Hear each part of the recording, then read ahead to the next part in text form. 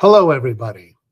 Thank you for joining the Spiritism Talk series hosted by the United States Spiritist Federation every Saturday morning at 11 a.m. Eastern Time.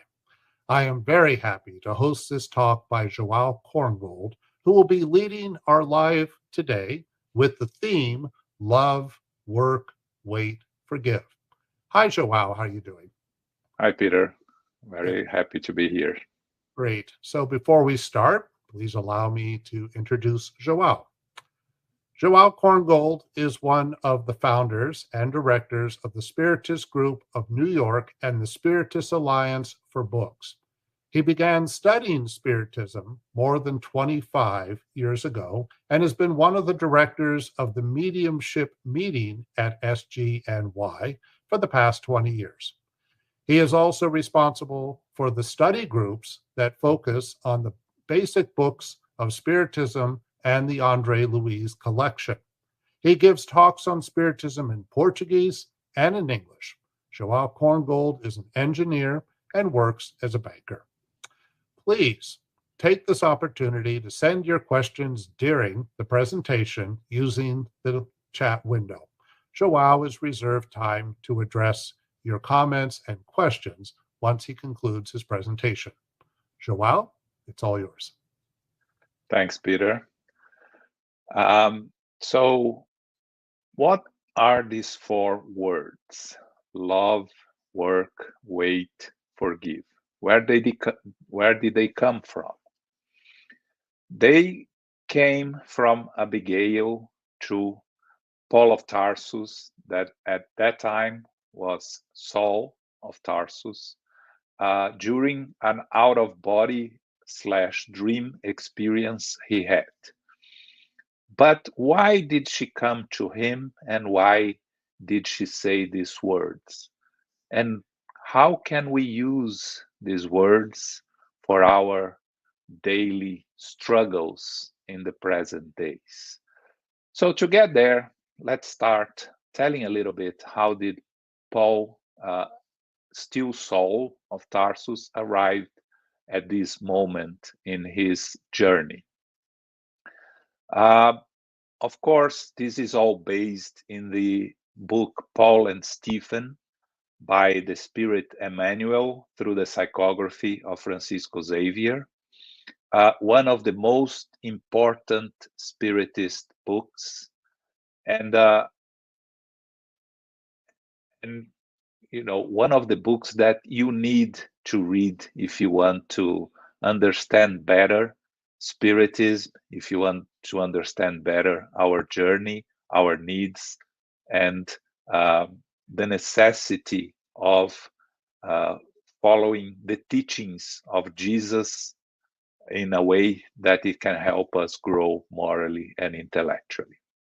So, Emmanuel says in the introduction that he doesn't try to tell Paul's story according to what is known in the Gospels and in the literature.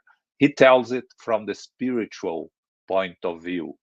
And we understand and we know that Emmanuel is a disciple of Paul.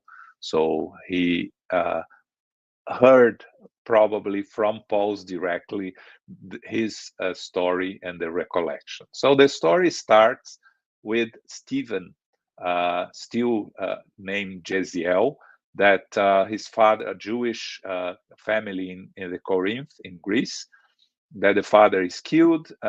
Jeziel is arrested, become a slave, goes to work in a boat as a slave, as a rower, treats a Roman that gets sick with a serious disease, get contaminated because of the attention that he gave to this Roman called Sergius Paulus. He is freed, but he's very sick. He's taken to the house of the way where Peter and James were already working, and he's treated there. He finds healing. He gets in contact with the Gospels of Matthew, or Levi, as it's called in the book, and is completely transformed and starts disseminating the teachings of Christ in a way that it differentiates him from the others that are teaching the words of Christ in early Christianity. At the same time, his sister escapes, Abigail, escapes from prison to go living with a family in the outskirts of Jerusalem, in the little place called Joppe. Then we move to Saul. Saul is a Pharisee, and a very brilliant Pharisee, young person, starting to gain recognition, starting to gain opportunities to speak and to talk about the Torah in the synagogue, in the temple in Jerusalem. Paul meets Abigail, still Saul meets Abigail, falls in love with her, starts courting her. But with the noise that the teachings of Christ and the followers of Christ are making in Jerusalem, he starts getting concerned and decides to investigate what's really happening there. And then he goes to House of the Way with a friend, and he watches Stephen presents the teachings of Christ. He gets very angry. He tries to argue with Stephen because that's what he is used to do, right? The Jewish tradition of discussing the Torah is something that is present from the early days until today, right? The rabbis discuss the Torah and the different views and interpretations of the Torah. So Paul was a very good speaker and a very good scholar of the Torah. It starts discussing with Stephen. Stephen very calmly argues with his truths against Paul, and he's so convincing that Paul gets very angry because he wasn't used to being beaten in discussions like that, and he lives there, decided to persecute all these followers of these new beliefs that are spreading, the followers of the Christ, of Jesus of Nazareth. For those that have been watching the series Chosen, you see many times how Nazareth is despised as a place, and many people talk about Nazareth as a place that nothing good comes out of it.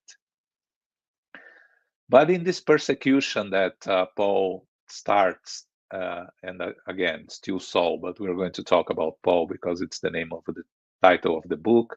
And a side note, Paul in Latin means humble, little.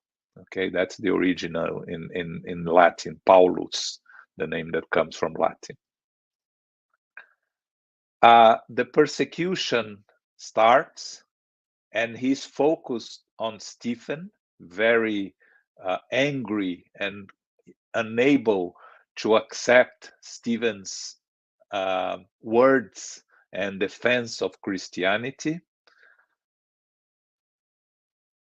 without knowing that Stephen was the brother of Abigail.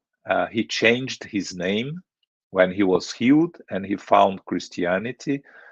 Peter told him that it was important for him to change his name because if he went back to his old name, Jeziel, he could risk being caught, and he was a slave and being brought back to slavery. So he decides to change the name of Stephen.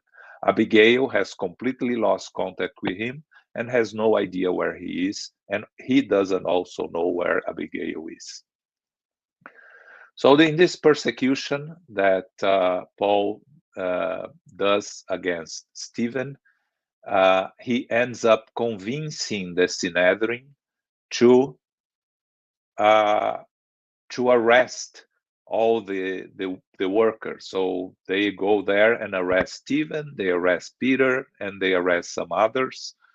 Paul was a disciple of Gamaliel, one of the most well-known and wise rabbis of the time.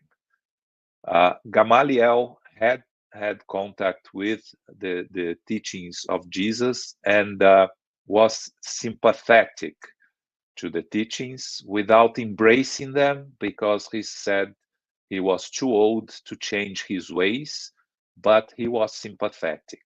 So Paul, with all his anger and persecution of the followers of Jesus, faced the resistance of Gamaliel in the Sanhedrin. He wanted all of them to be killed. Gamaliel ends up convincing him to free Peter and the others, and Paul said, "I agree, but Stephen has to be punished with death." So Stephen is condemned to death, to be stoned, as was the tradition at that time. It is a public spectacle, and Paul very proudly invites Abigail to watch his triumph in the fulfillment of the law of Moses. That's how he saw it. Again, Paul didn't do it out of hatred or out of a pure evil. He was doing this work because he truly believed he was following the Mosaic law to the letter. And the Mosaic law, by his interpretation of the Torah, didn't allow false prophets, which he believed Jesus was, and indicated that they had to be persecuted and eliminated. It was one of his interpretations of the Torah. So the spectacle comes to fruition. Abigail arrives by the end of it because she was not very willing to watch someone being stoned. She just went there to as a deference to Paul, because Paul, it was so important to her fiancé, so she wanted to be present. And then when she arrives, it's by the end of it, and when she looks at the man being stoned, she sees her brother, and she screams in despair and tells Paul, "That's Jezeel, that's my brother." Paul gets very confused, but allows her to be with him in his final moments. So she embraces Stephen. Stephen tells Stephen that Paul is her fiancé. Stephen tells her to follow with her life, to forgive him, that he was just following his beliefs, that he had no ill sentiments towards Paul, and allow in her arms. She leaves with her heart broken. Paul leaves completely confused, decides that he can no longer be with her because he cannot not be seen with someone that was the sister of someone someone that was killed by deviating from the Mosaic law. Time goes by. Paul is struggling with his feelings for her and with the distance. 6 months have gone by. The persecution to Christians gets worse and worse. Finally, after 6 months, Paul decides to visit her, finds her sick, very sick, and a Christian. She became a follower of Jesus, through the words and the teachings of an old man called Ananias.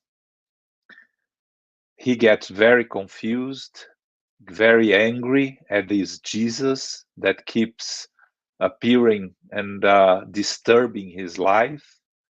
He lives there, but first he convinced her adopted father, the couple that is taking care of her, to give him the name of the person that caused Abigail to transform. And then he learns that Ananias was this old man that would walk around disseminating the teachings of our Master Jesus.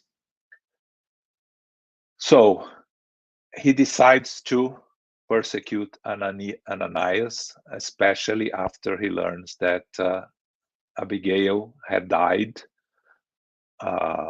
He cannot forgive Jesus for the death of his dreams of a young man that was wishing to get married and form a family with Abigail.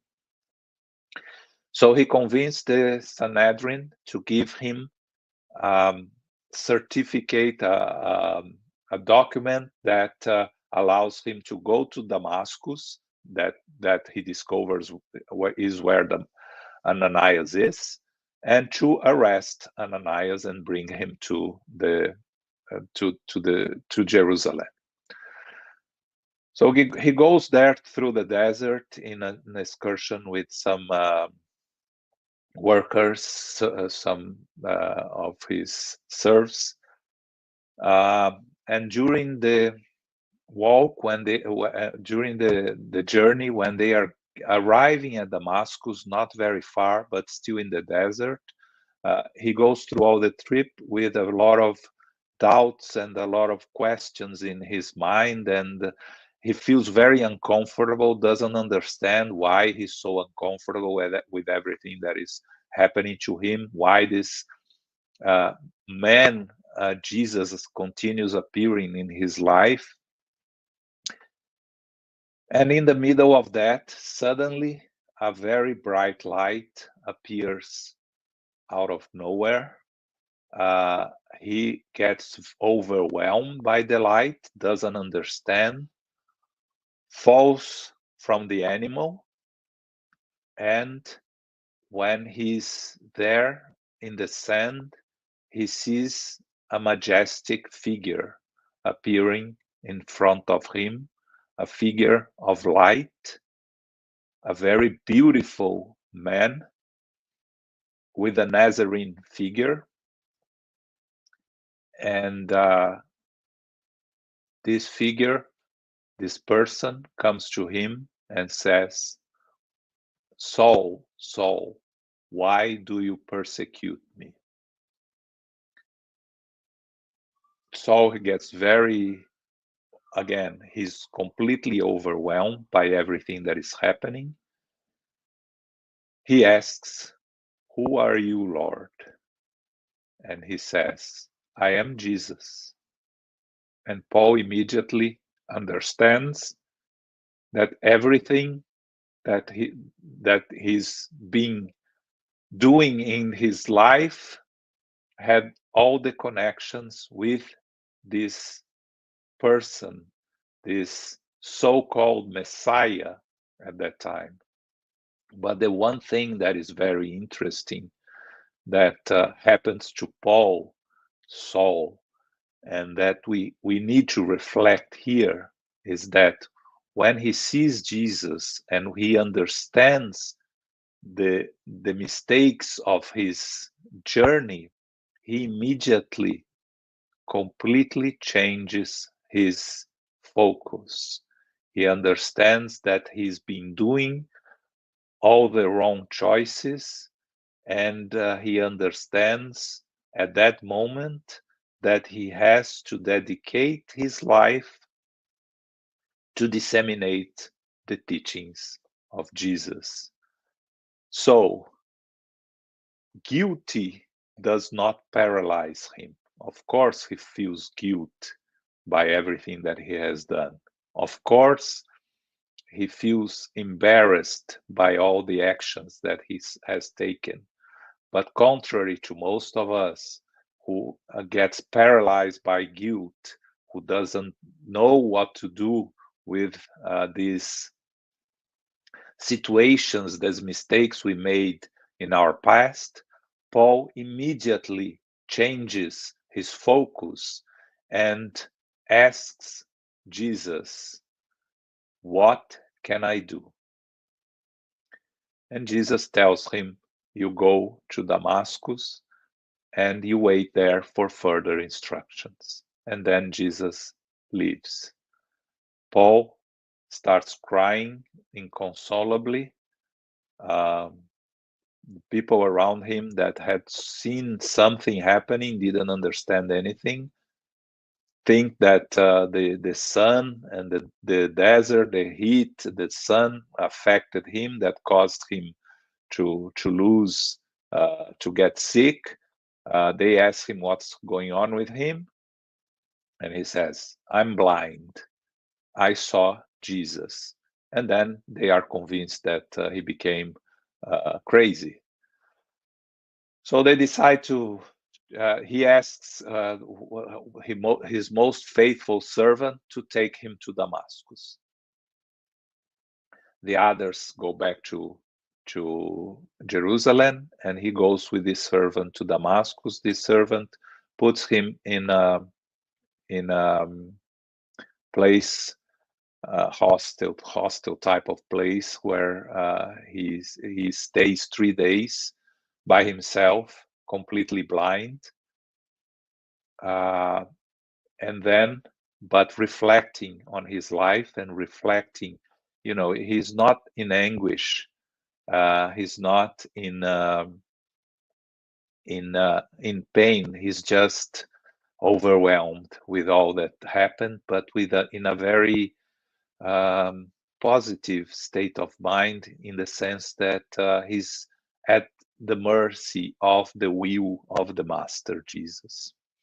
After 3 days, Ananias came to see him. Jesus tells Ananias to go and meet Paul and heal him. Ananias, of course, very surprised to have to go and meet his persecutor, but he goes to the place where Paul is staying, and heals, gives Paul his eyesight back, remove the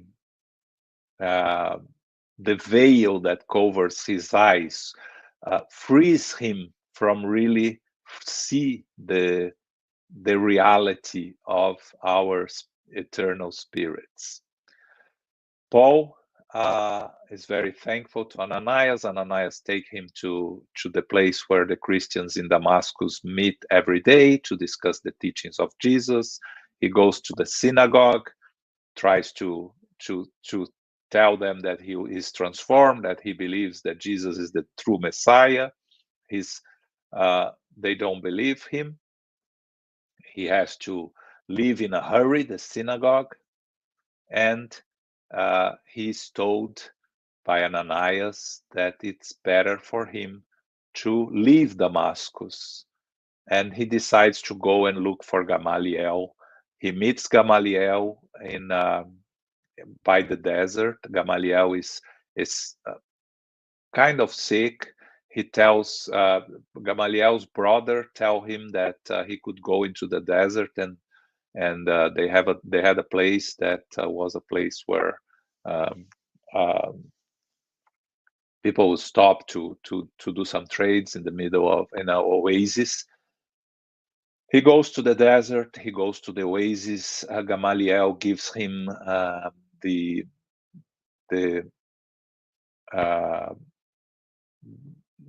writings of Levi, Matthew, that he had with him, and Paul takes with him, meets a couple, Prisca and Aquila, that are living in this oasis.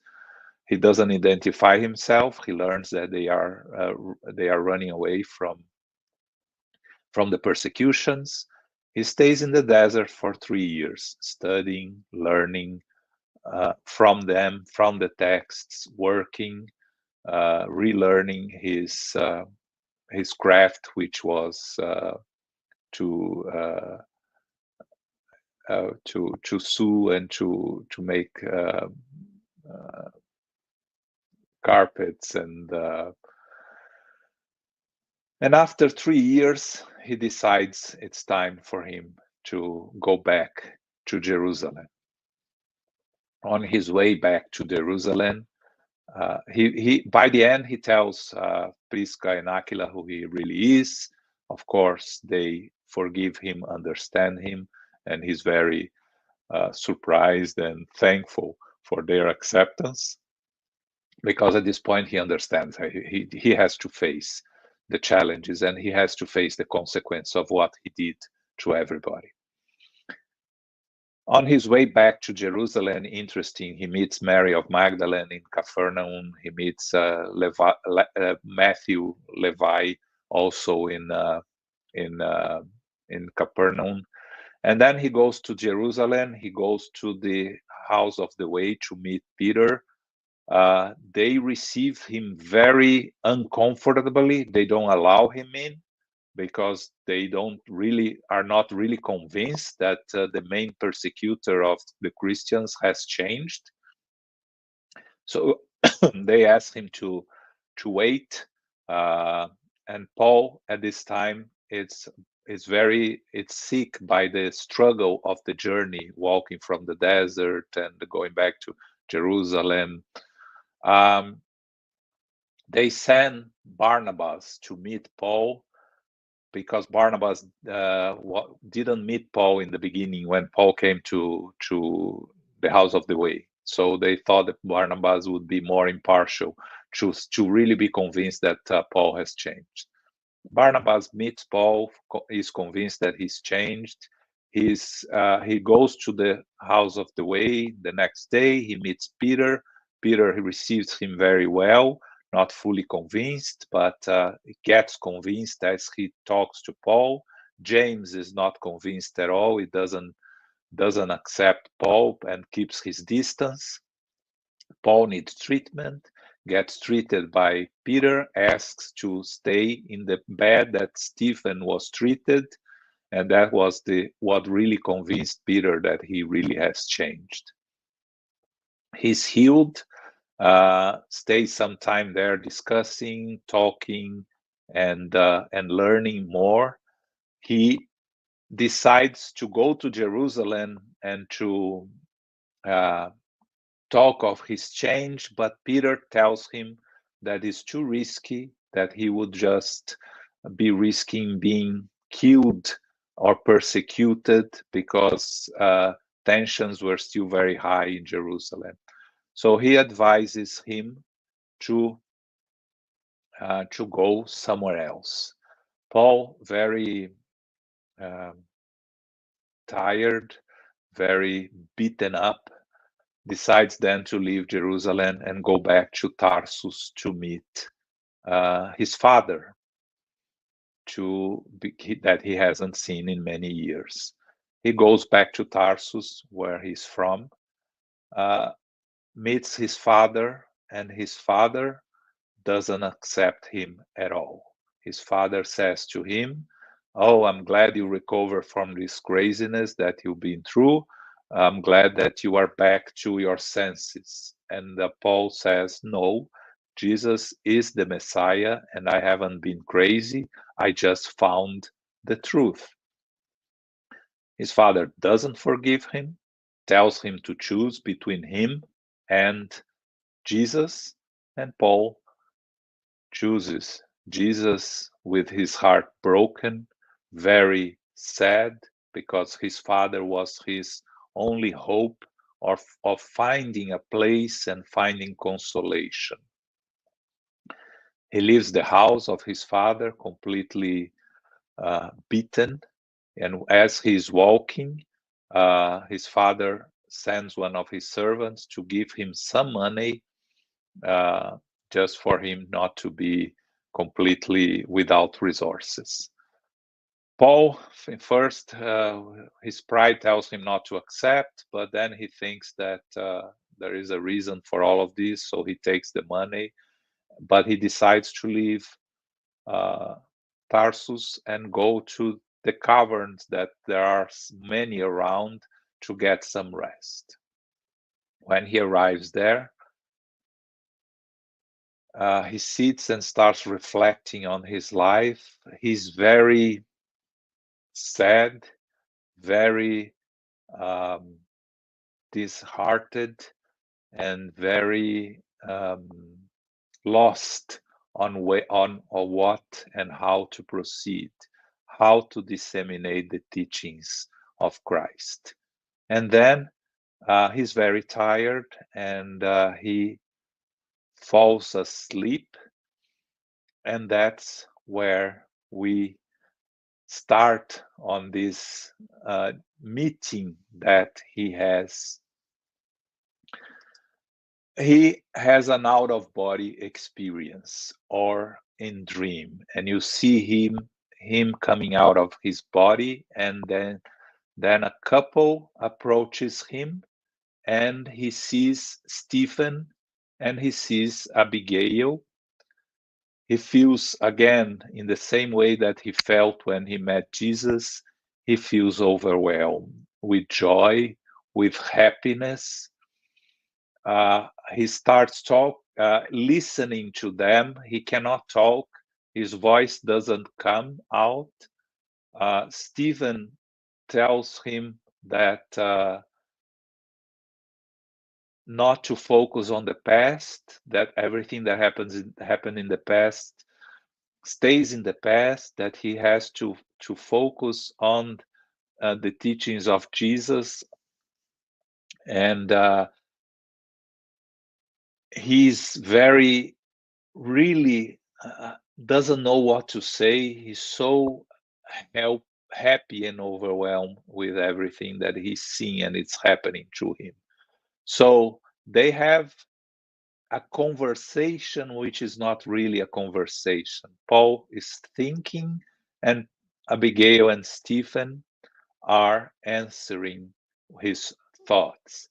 Stephen tells him that he's been following him in his journey since he met Jesus, and he would continue to be with him. When they are preparing to leave, Paul tries to make his thoughts organized, and Stephen leaves, Abigail's still there, and Paul starts asking questions to Abigail to receive her advices on how to proceed on his journey. And the first question that he asks her is, what could he do to acquire a perfect understanding of Christ's designs? And her answer is love. Because what is Paul's situation up to that moment? He has a very good understanding of the Mosaic law through the teachings that he received since his youth and in the temple and the synagogue. He learned a lot about Jesus' teachings and have studied these Jesus' teachings for the past 3 years in the desert, and through conversations with Gamaliel first, and Prisca and Aquila in the desert, with Peter in the house of the way. But all of these teachings are in his mind, but still not in his heart. So what Abigail is telling him is, all these teachings, all this knowledge that you have to go from your mind to your heart. It will take some time for Paul to fully acquire this capacity. He stayed. We are not going to continue with the story after this meeting with Abigail, but after this meeting, he stayed in Tarsus for 3 years working with the money that his father gave. and studying and working. After that, he went to the church of Antioch with Barnabas to disseminate Christianity, but he couldn't really talk with all his knowledge. It took him some time for him to be able to talk from the heart and become what he really became, which was a fully disseminator of the teachings of Jesus with his heart. So, love. What does really Abigail 1 means with the word love? Love is a word that is that is used nowadays in different senses. We talk about loving our food, loving our animals, loving the movie, and loving our parents, and loving our children, and loving our loved ones. It's a word that is used in many different ways without us fully understanding the meaning of the word. If we go to Greek, there are several different definitions of love. And I think it helps us understand the different types of love that we feel, and that we have to learn the difference as we try to make love become a part of our journey and of what we really are.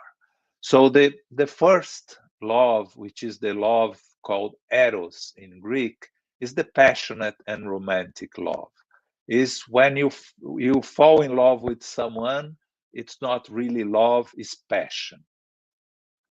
It's the attraction that you have, which is a mixture of sexual attraction, intellectual attraction. It can be a lot of those things, but it's not true love. It's really in the sense of attraction.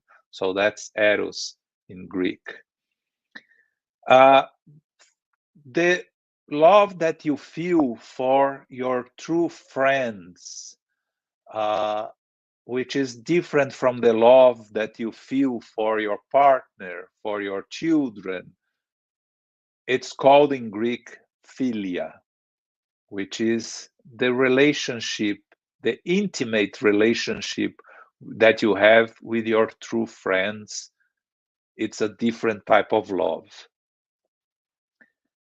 Then you have the one called ludus, which is the playful and seductive love. It's the love that you are when you are trying to conquer someone, when you're trying to seduce someone, when you are, they say here, playing the field, right? This is what ludus is. It's also a different type of love. The love you feel for your parents or children, for your loved ones, for those spirits that come to your family on our eternal journey, as those that are able to help and to walk the journey with us, those that are connected to us through several incarnations, being our children, our parents, our siblings. The love we feel for them is called storge.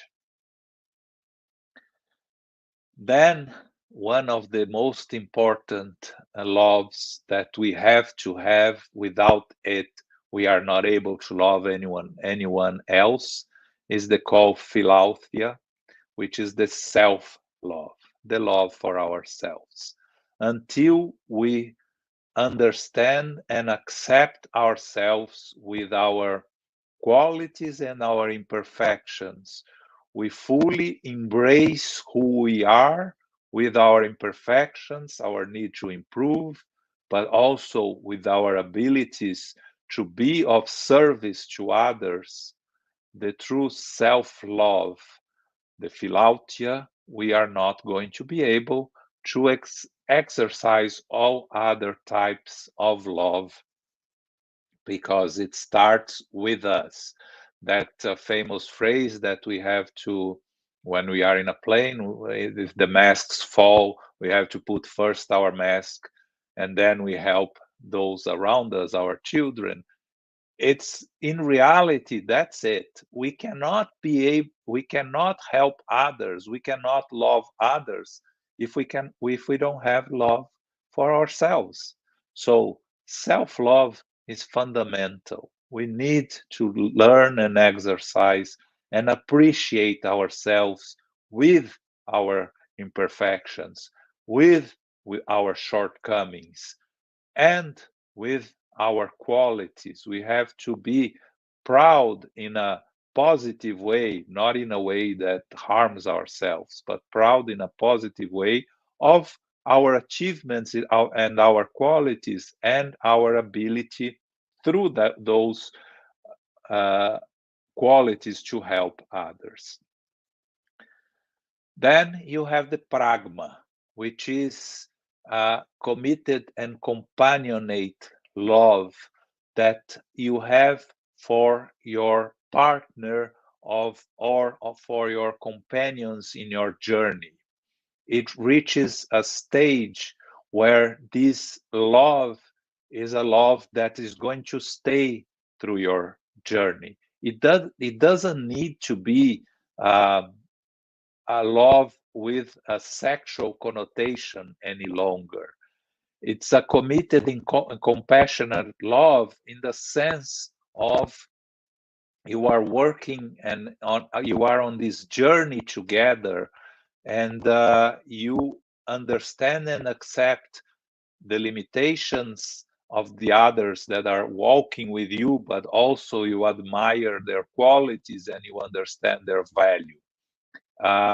There is a saying that a couple that is living together are really united when both of them are not looking at each other, but are looking in the same direction. So that's the committed and companionate love. It's a love that allows us to work together and walk together. And it can be with a partner, it can be with friends. You know, the friendship that Paul had with Barnabas through his journey, that is pragma. And the final one, and the most important one, is the agape. The agape is the empathetic and universal love. Is the love that one day we, when we become perfect spirits, will have for all our brothers and sisters, for all of our the universe, the worlds, the animals, the plants. It's the objective.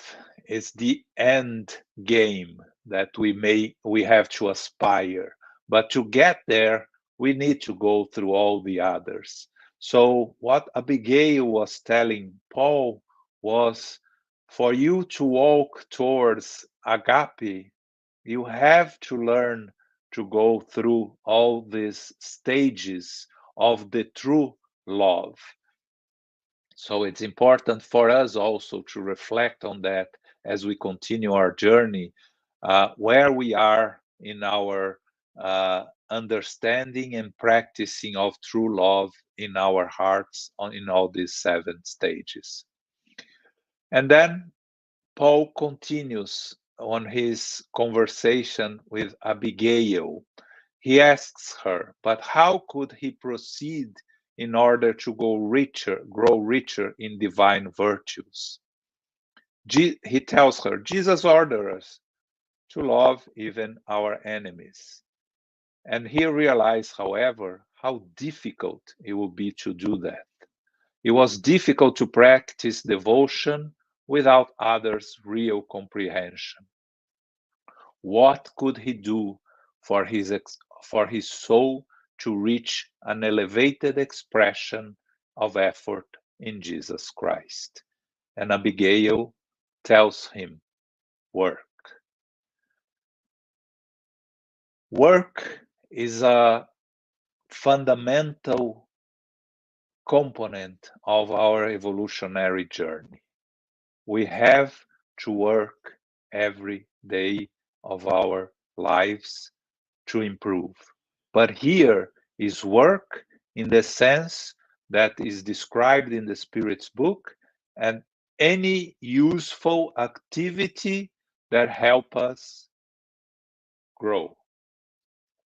When we think of the book Nosso Lar, the governor of the Nosso Lar is working for 200 years non-stop.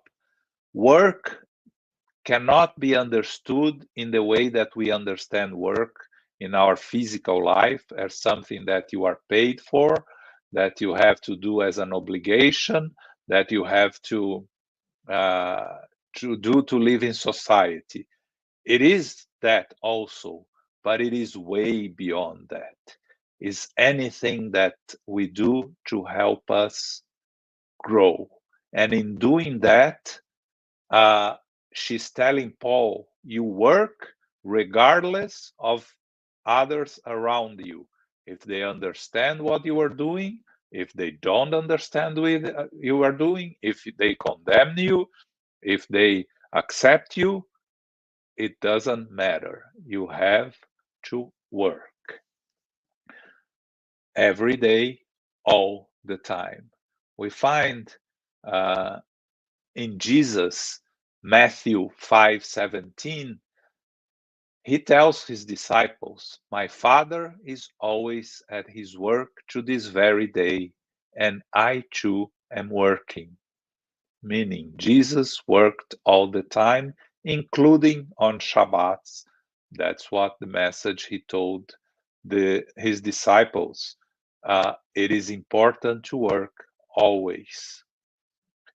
One of the moral laws is the law of work, and you can study this law in the Spirit's book, and you understand the necessity of work, the importance of work, together with the importance of resting when necessary, not to overburden ourselves with work that can cause more harm than good to us. In the book Astronautas do Além, which is unfortunately is not translated, André Luiz tells us, all those who fought and triumphed, all those who fell in the shadows and rose again into the light, enduring, struggling, building, and renewing, never cease to work. And Emmanuel tells us, Brother Jacob in the book I Came Back, Voltaire, chapter 12, as he's learning on his journey, he tells us, it is an immense comfort to think that death does not interrupt wholesome and edifying work. And why is this important?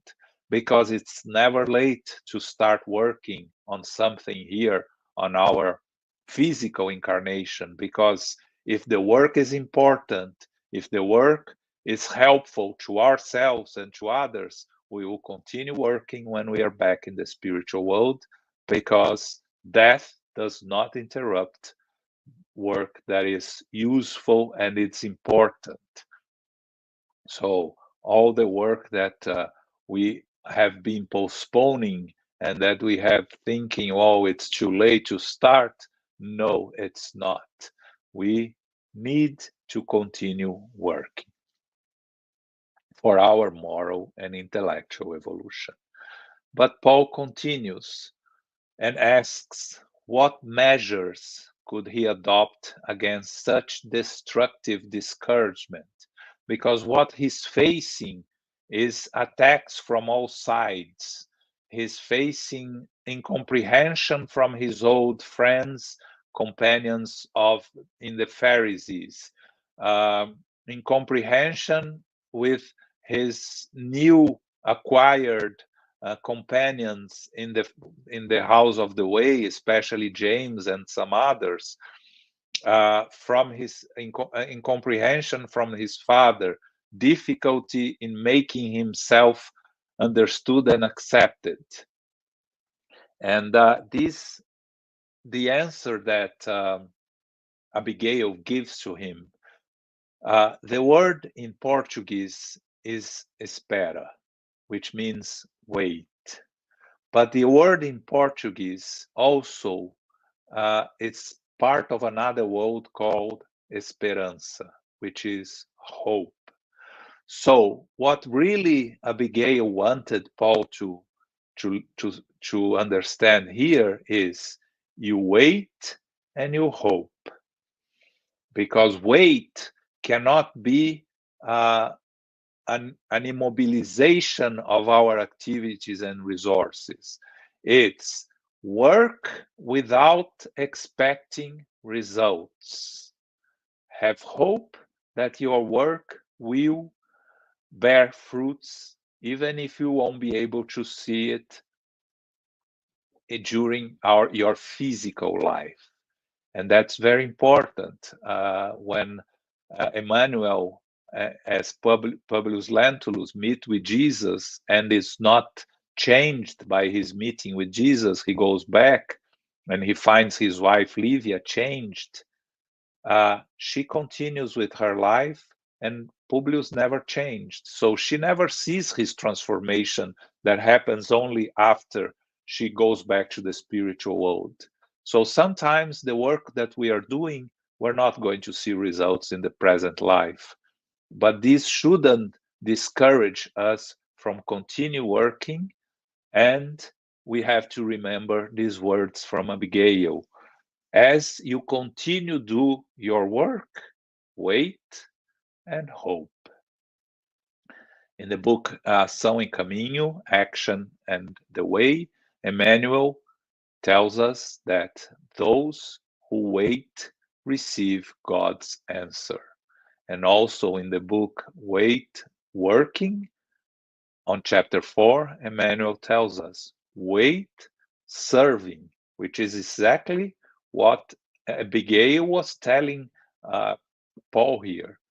You don't wait without doing anything. You wait for the results that will happen, but you continue serving the master and doing the teachings, the dissemination of the teachings of Christ. And you can imagine if Paul had stopped doing what he was doing and discouraged, we wouldn't have Christianity the way we have it today, because the main responsible for the dissemination of Christianity in all Europe was Paul of Tarsus. More than all the other disciples that were disseminating Christianity in the eastern regions, that were not able to do the transformation that Paul did by disseminating Christianity in Europe. So he never stopped doing the work. He continued working, waiting, and hoping. But facing all the challenges he was facing around, he asks her, where was the freedom of Christ, the freedom that Christ was promised to them? Where was it?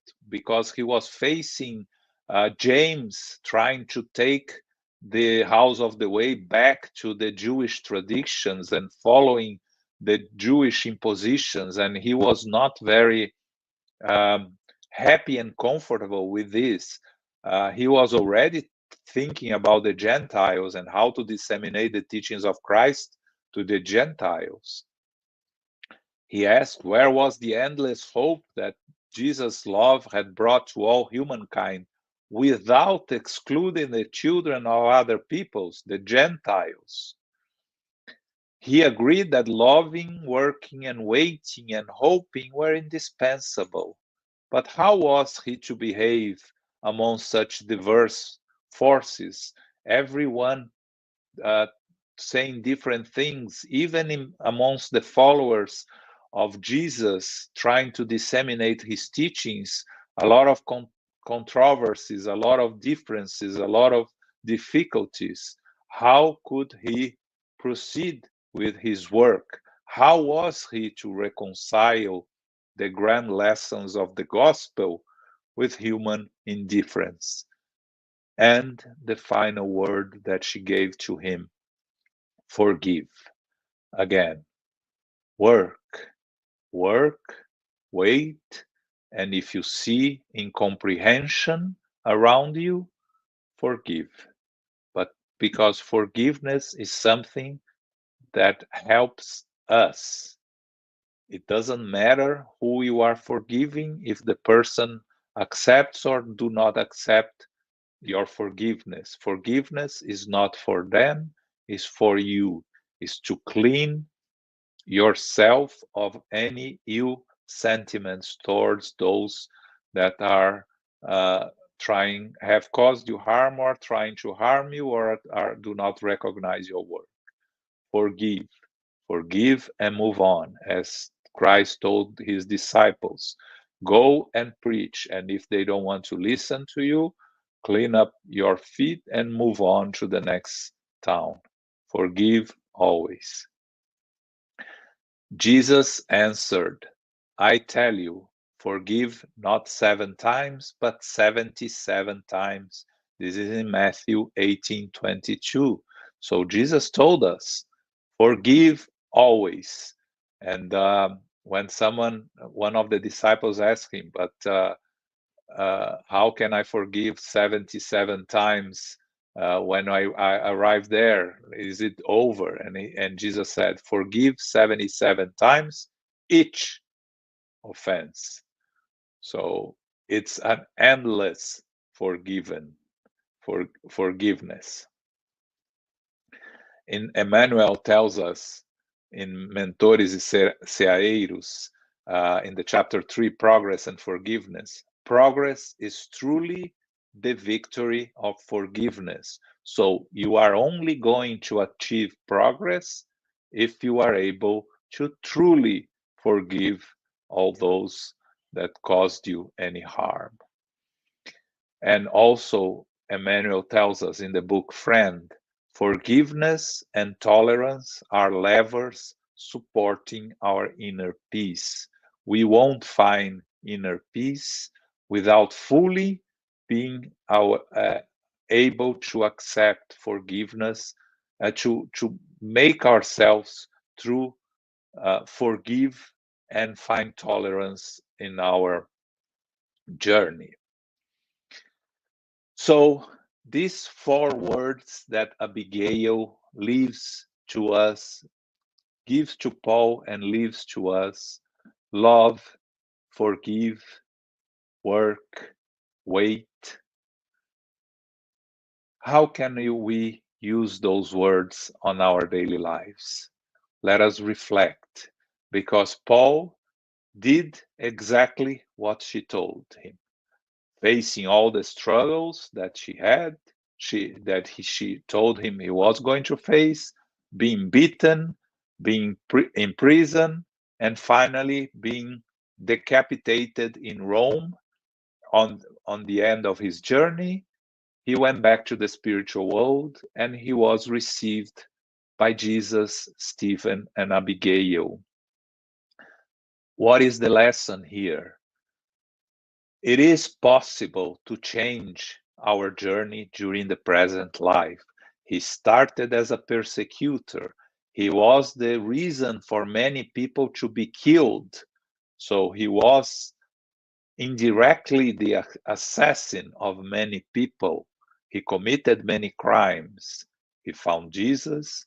He changed. He spent the rest of his life disseminating the teachings of Christ, with all the struggles, with all the pain, the suffering, but never forgetting these blessed words that he heard from Abigail: love, work, wait, hope, and forgive. So with that, we finish our talk and we are open now for your questions.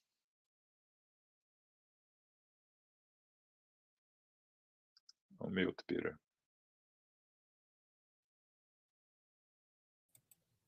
The reflections you provided.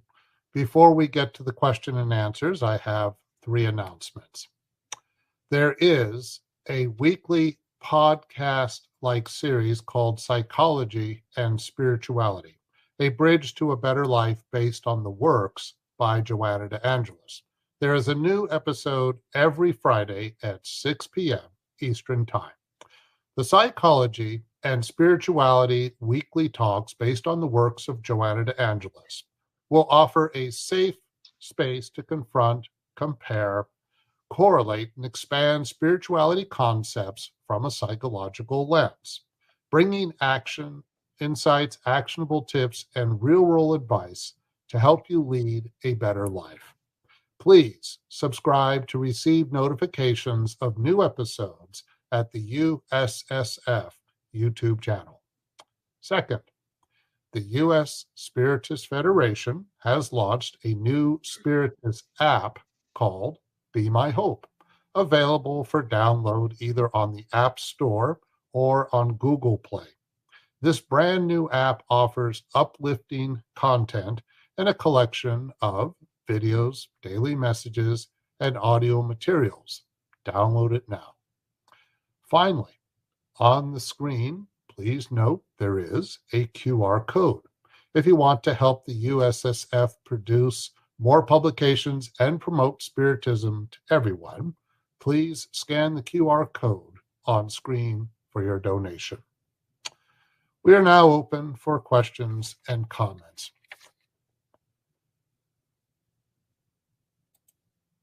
Okay, first one is from the United States Spiritist Federation. Basic question: why is forgiveness so difficult? Because what prevails on us as imperfect spirits on our journey is pride and selfishness. And in order to forgive, we have to overcome these two plagues, as the Spirit's tells us in the Spirit's book, these two plagues of humanity. Every time that someone makes something that we don't agree, that hurts us, or that goes in a different direction of what we think, our first reaction is to say, I don't agree, I don't like it, I don't forgive. You know, how can these people be so blind? How can these people be so mean? How can these people be so evil? So again, it's we thinking about ourselves and not thinking about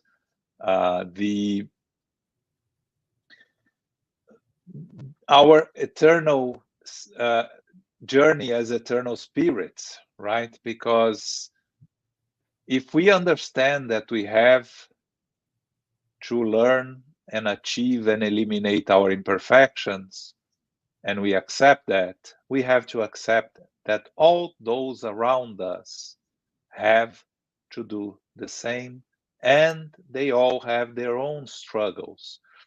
So whenever someone is causing you harm, many times it's not personal, it's just who they are, and it's just their own imperfections. But again, as I mentioned earlier, forgiveness is actually something that is completely personal.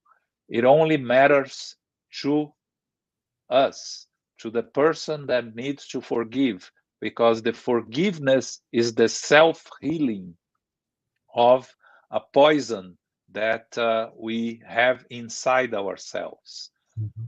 It doesn't matter if the person that hurt us accept the forgiveness or not. It doesn't make any difference for us. They will have to face their own challenges and consequences. Like Chico Xavier told us once, when you hate, you send the copy and you keep the original, right? So when you keep the original, if you don't get rid of it through forgiving yourself, you are never going to be able to evolve, to advance. You are going to carry this, and the hatred and the anger and these inferior sentiments is what caused so many spirits to struggle back in the spiritual world, and cause so many spiritual obsessions and so many spiritual diseases. So let us try to exercise as much as we can. Again, it's an exercise, it's a practice, it's a daily practice. And normally what I say is we cannot start by forgiving the huge acts against us. We have to start trying to forgive the little things, right? Someone bumped us in the street, into us in the street, a stranger. Immediately our reaction is to get angry at them. Let's start by that. Let's not angry. Let's forgive them immediately. Oh, maybe they were not looking where they were going, or maybe they're having a bad day. That's it. Let's start with that. By practicing that and building on that, we have to reach a point where we will be able to forgive every act against us.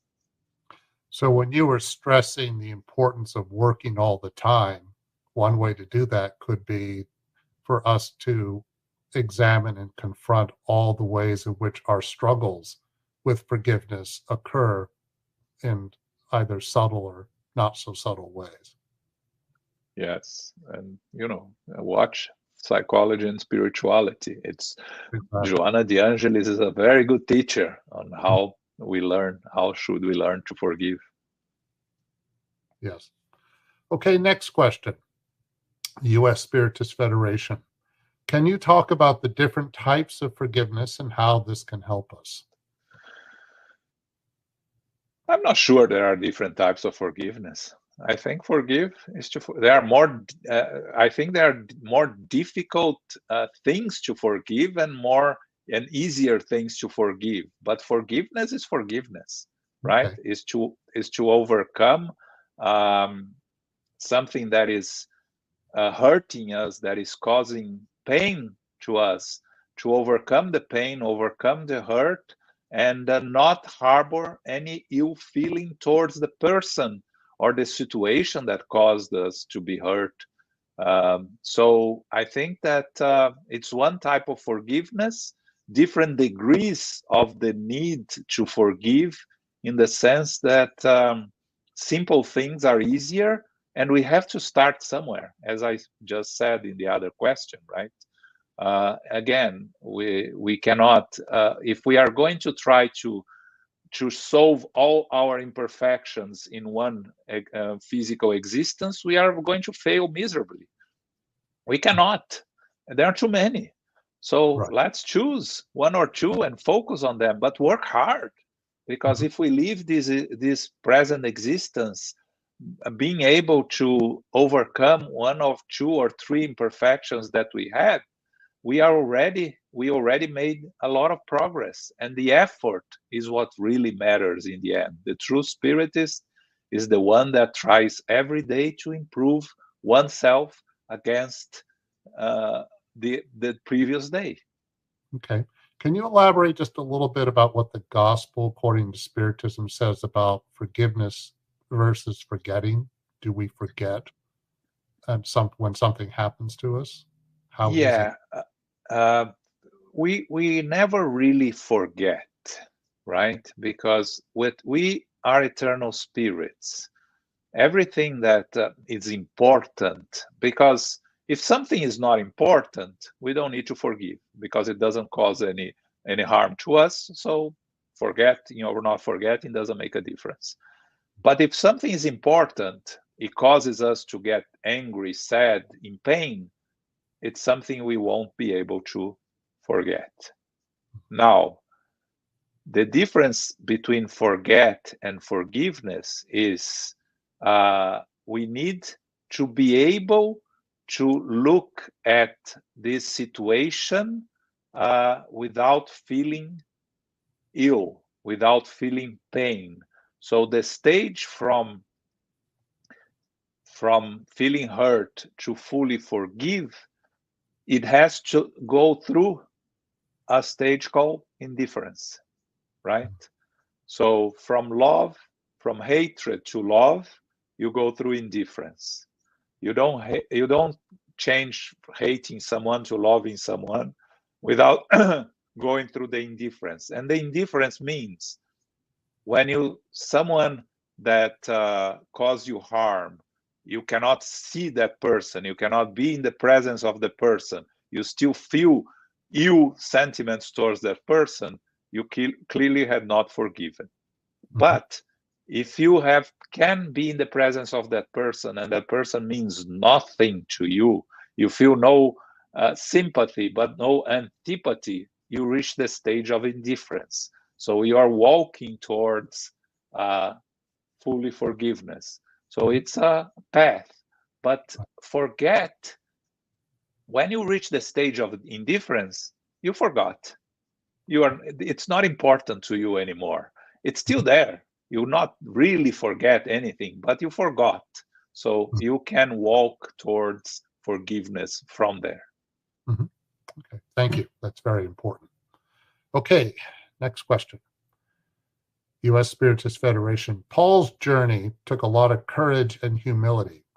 JOAO, any thoughts on why so many people struggle with humility? Because as imperfect spirits, to be proud of our work and our achievements is part of our evolutionary process. To defend ourselves from the primitive state when we were, struggling to survive, trying to find food and trying to mate, we developed this sense of self-defense, of defending ourselves first.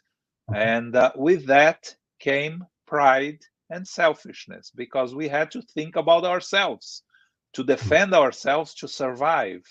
And by building on that, we ended up with these distorted views of ourselves and overimportance that we attribute to ourselves. And for us to fight that and to overcome that, we need to learn humility. People struggle with humility. We all struggle with humility because we are imperfect spirits, because we haven't been able to get rid of selfishness and pride on the negative aspect that harms our life. Normally, we think of ourselves first, second, third, and fourth.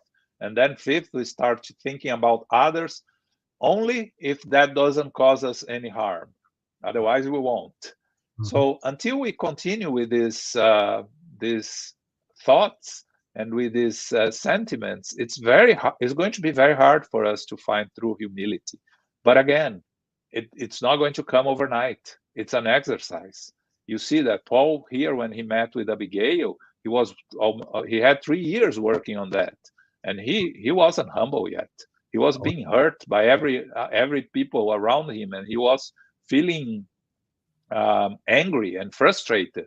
So he didn't find humility in the beginning. He found in his journey, of course, with a lot of courage. Yes, you have to have courage, but humility is a journey.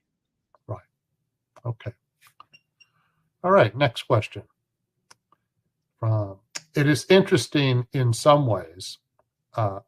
It is interesting that in some ways, Abigail seems to resemble Livia, Senator Publis's wife from Emmanuel's book 2,000 years ago. Are they similar? Yes, we can say that they are like-minded spirits, right? They found Jesus and they follow the teachings of Jesus immediately. It's something that came very natural to them, right? For those that haven't read, it's another of the fundamental books of Spiritism. Is 2,000 years ago, the story of Emmanuel as Publius Lentulus when he met Jesus in the middle of the book, when he was looking to a cure for his daughter, and Livia, through the cure of her daughter and his daughter, found Jesus through a worker of the house and followed Jesus from the beginning. Emmanuel, Publius Lentulus, never understood, but ended up finding Jesus by the end of his journey also. So yes, it's another book we should read. Abigail really resembles Livia, of course.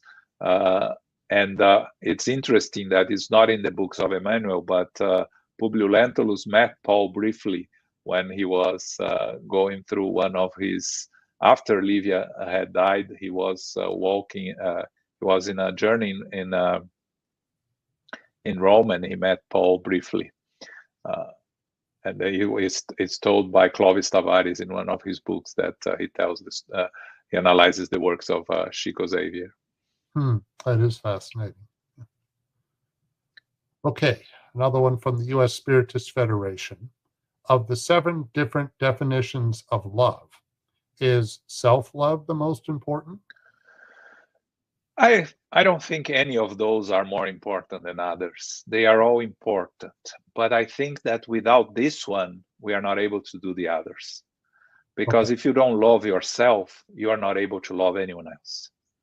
You are always envious of others, angry at others, even those that love you, that you are supposed to love, your family members, your partners. If you don't love yourself, you are never going to be able to love anyone else. So the journey starts there, but it is as important as all the others. Of course, agape is the most important in the sense that is the final destination of the journey.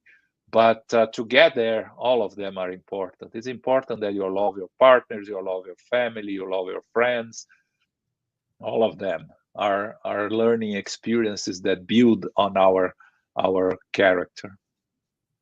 Okay, all right, thank you. In what ways can the combination of love and work help to liberate us?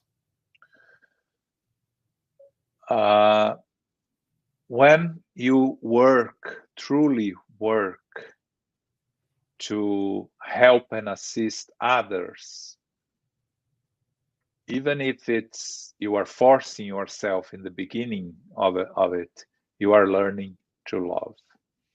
So work first, love will come later. But here, when we talk about work, it's all types of work. The most important asset that we have, many people say, is our time. When you dedicate your time to the assistance of others, you are practicing love, even if you are not aware that you are practicing love. So the combination of work and love is something that comes naturally. We don't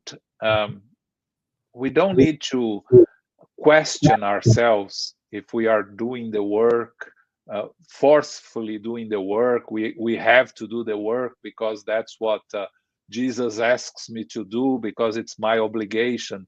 Maybe that's how we started, and maybe with discipline and commitment, eventually you become part of who we are, and that love will come with it. So the combination will come naturally if we do the work. So you could say that the depth of our work is driven by love in many ways. Is that yes. fair to put it? Yeah, love will be the consequence of the work, natural consequence. Right. Okay. Yes. I do see a comment from Joao, Jasada KORNGOLD. In a culture that we want immediate results and answers, it is very hard to learn to wait patiently. What do you think? Yes. And nowadays, with the instant access to information that we have, and especially with the segmented sources of information, people from on different sides talking about having their different views and not listening to others. It is difficult. Yes, it's hard to learn to wait patiently. But we have to always go back to remember that we are eternal spirits, that Jesus is in the direction of this planet, that Jesus is responsible, that nothing happens without the guidance of our Master Jesus, the governor of the planet. So it's on us to learn to wait. If we cannot change, to wait patiently for the results to come, but not being discouraged and continuing doing the work. Yeah, and the development of technology that allows us to get information faster doesn't mean we have to be in a hurry either. Yes, that's a very good point. Not be in a hurry. But not Yes. in a hurry. Yeah. Yes, very good. Okay. Alrighty. This will be, I think we have time for one more question. So let's see what we have.